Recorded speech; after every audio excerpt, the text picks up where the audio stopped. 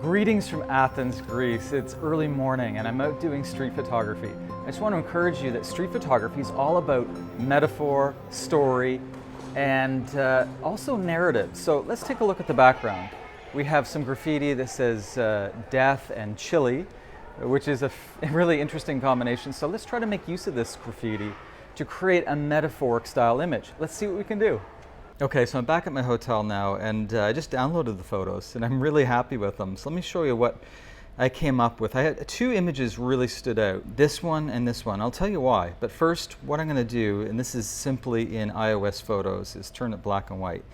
And similar to, I think, last lesson, I showed you how to do black and white really quickly within iOS Photos, is to move the slider around. And this slider is specifically for, it's sort of like a junior version of channel mixing. If you don't know what that means, I have a few videos on channel mixing for black and white. However, what I'm going to do is just go to the black and white. There's three options in the filters. There's mono, silvertone, and noir, okay? And just to show you what's possible, I'm going to just choose mono and done. Now, there is one other thing. I would probably crop it a little bit differently. Go back to our edit. And I often don't like the way that the software chooses my crop, so I'm just going to go to reset. And I would probably crop something like this. I would want to get rid of what's below here because it's not really, it doesn't really have much interest, nothing that tells the story. So, and I'd be tempted to move in something like this for a crop on the left, but I don't want to sort of eat into the space of the text, so I'm not going to do that. Now, just for this demo, because this demo is vertical and 16:9, I'm just going to go to 16:9 or 9:16. Again, I normally wouldn't crop this way, but just for the benefit of this video, because I'm shooting it vertically, this is what I'm going to do. Okay, so I'm going to go to done.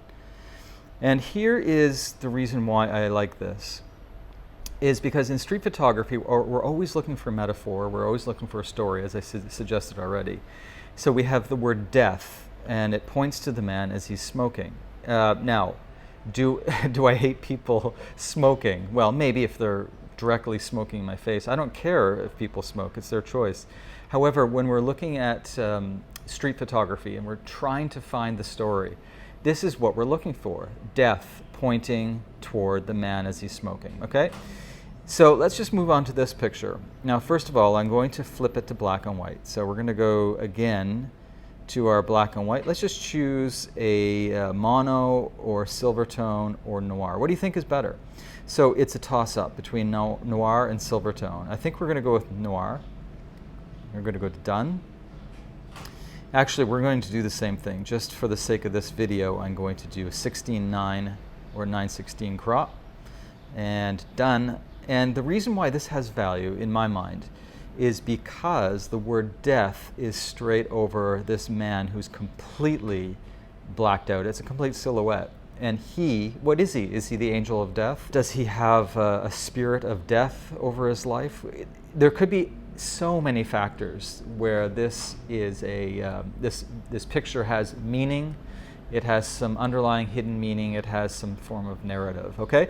So whenever we're doing street photography, just keep this in mind, that we're looking for ways to tell a story within an image. And street photography almost always has people in it within their environment, and those people are interacting with their environment in very interesting ways, okay?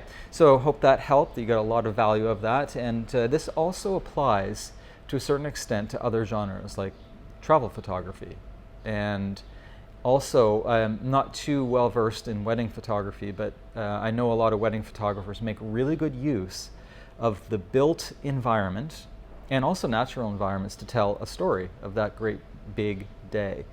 Excellent. So yeah, if you'd like to see some more street photography of mine, go to www.markhemmings.com and click on my portfolio. I'd love for you to check out the street photography that I've taken around the world. I just shot this in Athens. I'm here for about a week teaching a photo workshop, and I'm coming back to Athens, coming back to Greece for another workshop in 2020. So if you'd like to be part of my email list for the workshops and for free photography lessons, please go to markhemmings.com and sign up for the free photo lessons email list. Okay, have a great day, and I'll talk to you in the next video.